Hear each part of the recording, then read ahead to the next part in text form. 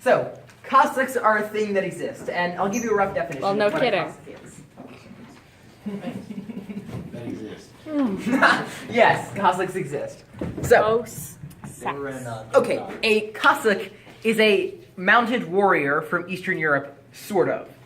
So, the first thing you have to understand about Eastern European history is that Cossacks didn't really emerge until the 1400s. Before that, there was, in modern day Ukraine, there's an area called the West Bank, which is a series of, which is steppe, basically. So if this is Ukraine, I'll try and draw a rough picture. I'm going to include Crimea in this because that counts.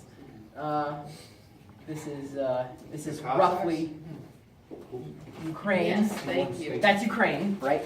This side is the East Bank, this side is the West Bank. This side is more Polish-y, this side is more Cossack-y, if that makes any sense.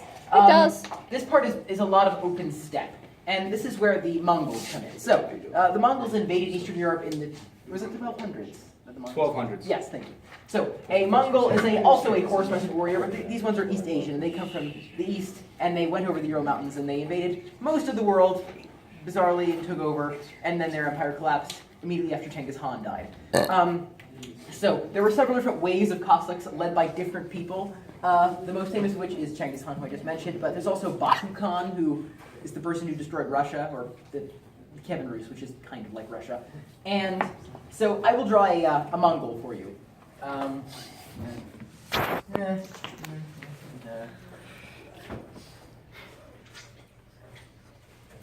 It's a pretty good picture so far. Is he smiling? No, he's just kind of there. I think Mongols can That's a Mongol. Mongol. Okay, so Mongols are horse-mounted warriors. They're very good at horse archery. And they invade Eastern Europe. Now, in Ukraine, this really continued until the Union of Lublin and also the colonization of Ukraine by Poland. Ukraine, like particularly this part of Ukraine, is basically wilderness of just untamed steppe with some peasants running around. Now, the Mongols just kind of sweep through this area. Now, Ukraine is separated into a number of different regions. So, you know, this part, and it's weird because at that time, this part of Ukraine would have been Lithuania, and it's most of this actually. This is Lithuania. And this kind of bottom part here is going to be Halich. And then later Poland, because Poland invades and takes over and kills all the boyars. And then later Poland. So this part, this part is a different region I don't remember the name of. And then this is untamed wilderness. And on this wilderness you have the local peasants, basically. And they intermarried and obtained elements of the culture of the Mongols and became sort of like Mongols, but more European-y, if that makes any sense.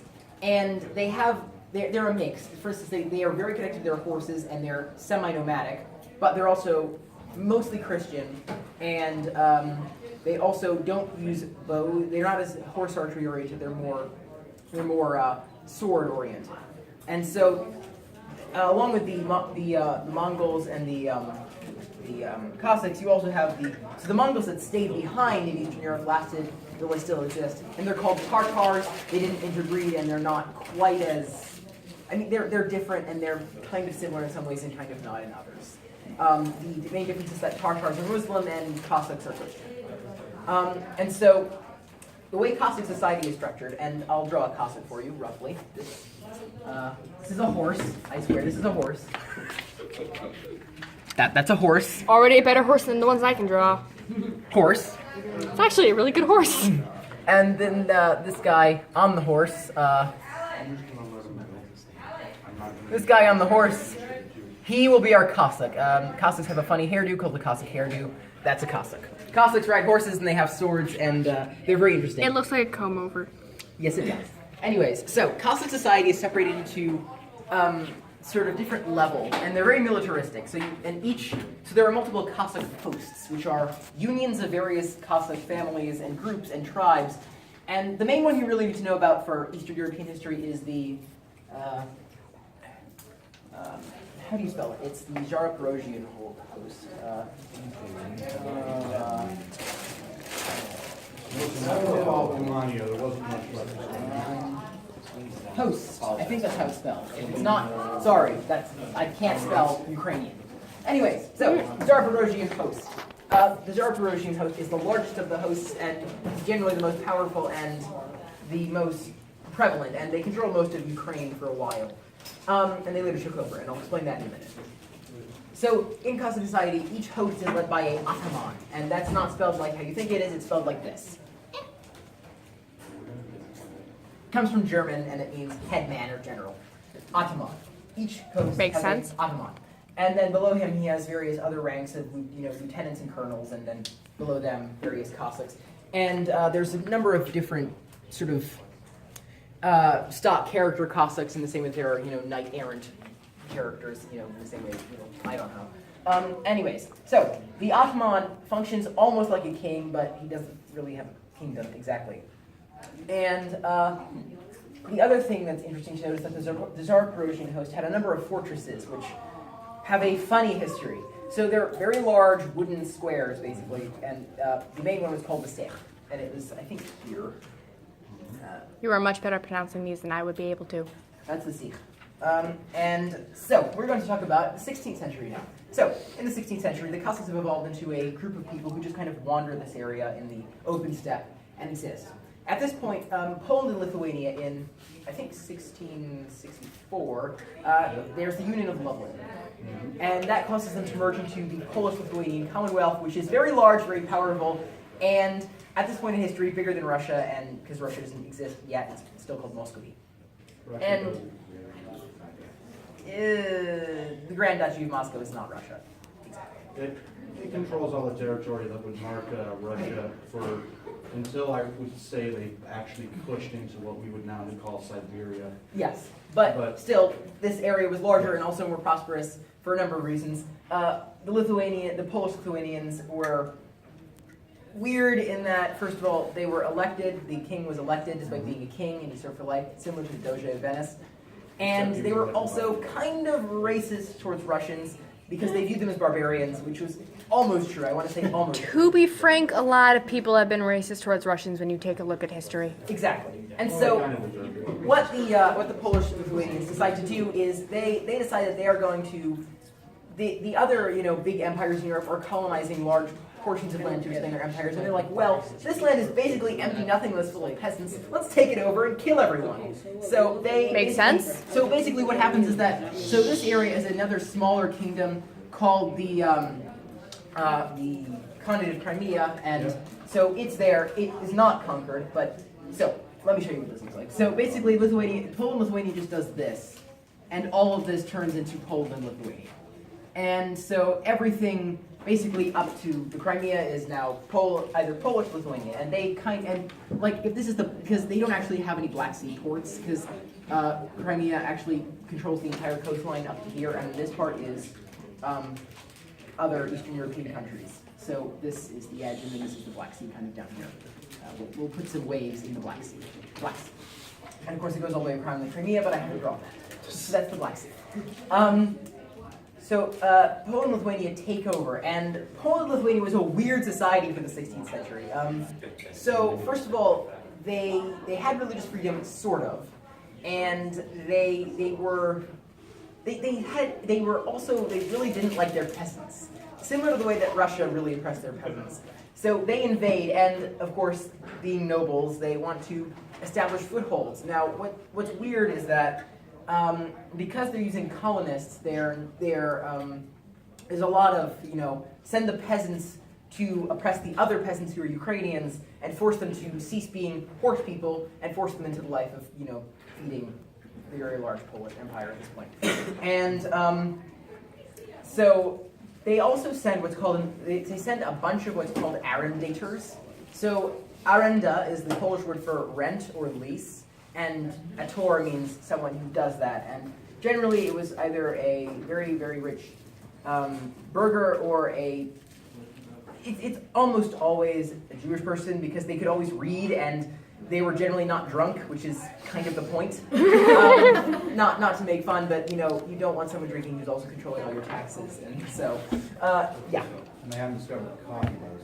No, they had not. Unfortunately, they had not. Actually, they may have done that, but they didn't drink it. It's starting to catch on in the Muslim world, but Christians haven't gotten a hold of it because the first instance of being able to legally drink coffee happened in Vienna. Yeah, and that's not Vienna. It was that's- illegal to drink coffee? Well, because it was a Muslim drink that wasn't around in the time of Jesus, just like the Native Americans aren't really people because Jesus wouldn't have known about them. So that is the mindset of Europe. If it didn't exist when Jesus was around, it doesn't exist. Oh, Europe. I'm going to Anyways. remember that. Anyways, so Poland Lithuania sends Arendators, and they found several major cities. They also invade and take over Kiev, which is important for later. So, back to the story. The main footholds in Ukraine at this point, especially further east, the furthest eastern very large cities are Lvov, which my family is from, and Chernobyl, which my family is from nearby of. It's actually about 100 miles away, the village they came from, but who cares? And so Lvov is here-ish, and Chernobyl is there-ish, and so they actually don't have very many cities in there. It's mostly just like basically villages with a manor house, and if not a manor house, then like a tower that the Arendator gets to live in, which doesn't endear them greatly to the peasants, and we'll get to that. It's important. Basically, because the nobles are like, okay, what we're going to do, and to explain why the Jews were not being persecuted horribly in Poland, They could we read. no, that was true in everywhere else in Europe. But actually, the reason it is because there was a thing called it's something of Kalish. It was signed in Kalish. What is it? Casimir the Great. It's the Shezhem voted on it in the something brother, basically because I know what you're talking about. Casimir the Great said so. That's Yeah, basically Casimir the Great said so, and the Shezhem voted with swords to their throats to say, yes, that's okay. Yeah. And it was because he wanted to be able to make money off of loans, which was still technically against Catholic law at the time. Exactly. So And if yes. you let the Jews practice, this is the same thing that you're going to notice that the, what's their name, the Demichis are going to do, is they're going to employ Jews to work their banks, and they can reap the profits, and they're technically not sinning. So, Exactly. And I love technicalities like that because if you think about it, you kind of are if you're going by the actual book, but who cares because it's not, and none of it's true, and they're Jewish. It's not true. They don't exist. but